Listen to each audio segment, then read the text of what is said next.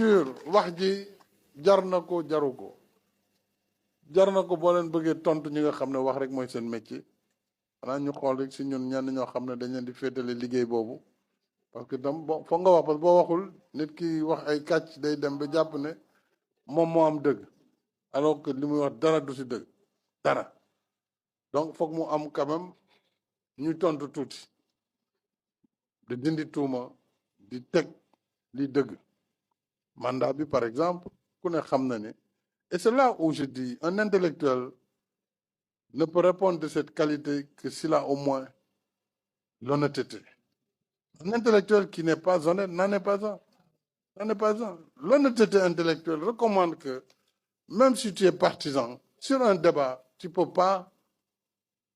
violer la réalité des faits. ku ne xam na ne ngay juriste ak bañ a nekk juriste Omar yu wax na ko léegi xam nga ni après le référendum de 2016 le Conseil constitutionnel m'a instruit moi en tant que parce que le Conseil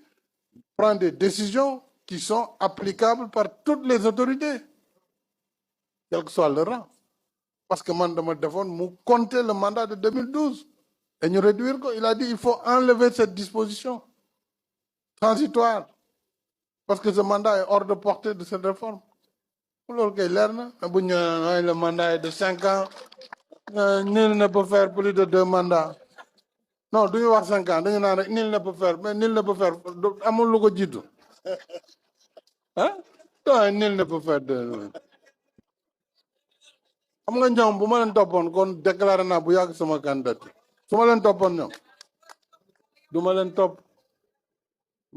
parce que ñoom taxuñu may liggéey taxuñu may bouger donc dama bëgg rek ngeen xam ne na ngeen am pas-pas bii ngeen wone na ngeen am volonté xam ne ñun ñoo fi nekk keneen nekku fi ñun ñoo fi nekk keneen nekku li des nag mooy